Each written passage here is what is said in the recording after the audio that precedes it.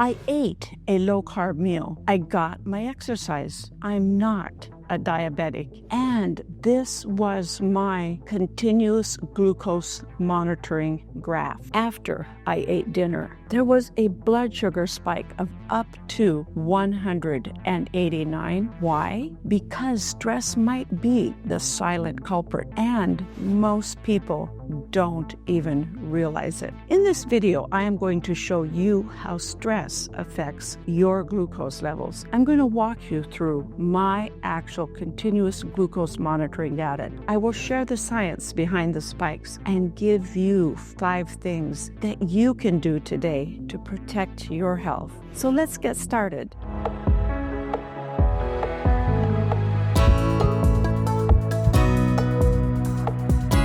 I'm Dr. Joanette, creator of the Longevity Switch and a Blue Zone native. As a physician, I've dedicated my life to helping people live longer, stronger, and healthier lives. Recently, though, I went through a period of high stress, and I tracked my glucose 24/7 using a continuous glucose monitor, or CGM. And what I discovered was shocking, even to me. Here's what is happening inside our bodies when we're stressed, either emotionally, mentally, or physically. Our brain activates what's called the HPA, hypothalamic pituitary adrenal axis. That's just a really long name for stress. This signals your adrenal glands to release the stress hormones cortisol and adrenaline. And these hormones are part of your ancient fight or flight system. They also tell your liver to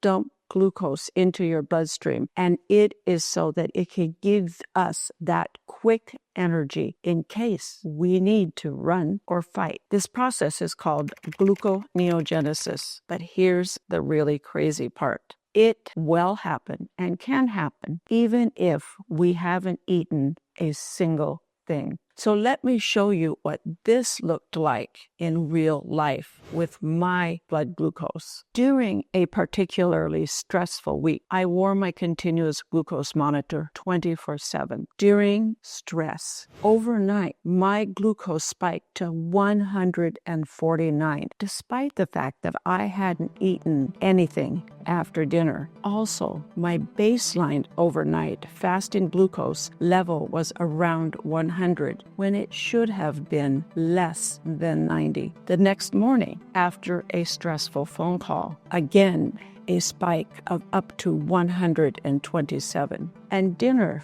that night, another huge spike up to 189 after eating a low-carb dinner with both protein and roasted vegetables. Now let's compare that to a low-stress week. Same food, same essential routine, but now we see there's a baseline fasting glucose overnight of less than 90. There's no overnight spike, and there's no morning spike, and no evening spike after a low-carb meal. Throughout the day, my glucose was well within a normal range. This is why I say stress is a metabolic disruptor. You don't have to change your diet. Stress alone will sabotage your glucose, and this isn't just anecdotal. There was a 27 study in psychoneuroendocrinology, and it found that higher perceived stress was significantly associated with higher blood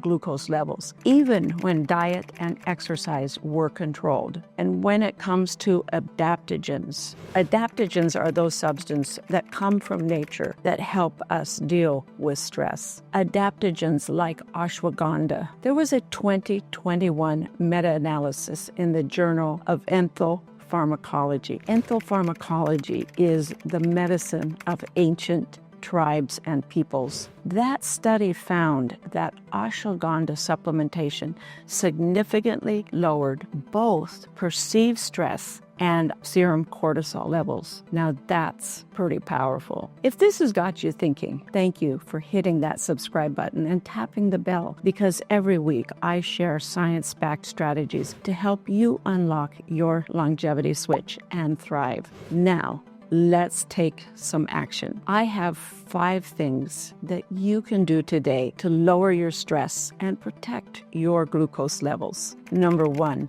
is box breathing. For box breathing, you are going to want to inhale for 4 seconds, hold for 4, exhale for 4, and hold for 4. Repeat this for 2 to 3 minutes. Number 2, get morning sunlight. Step outside for 10 or 15 minutes before 10 a.m. This helps reset your cortisol rhythm. Number 3, use some adaptogens like ashwagandha or rhodiola. Both of them have actually been clinically shown to lower our cortisol. Number 4, get some gentle movement. Things like walking, stretching, or yoga can all lower your stress hormones without spiking your glucose. And lastly, number 5, set those tech boundaries. When you're getting constant notifications, it equals constant micro stress. Turn them off and protect your peace. Now, let's talk a little bit about some food that you can incorporate into your diet when you are stressed. When you're stressed, your brain screams for sugar.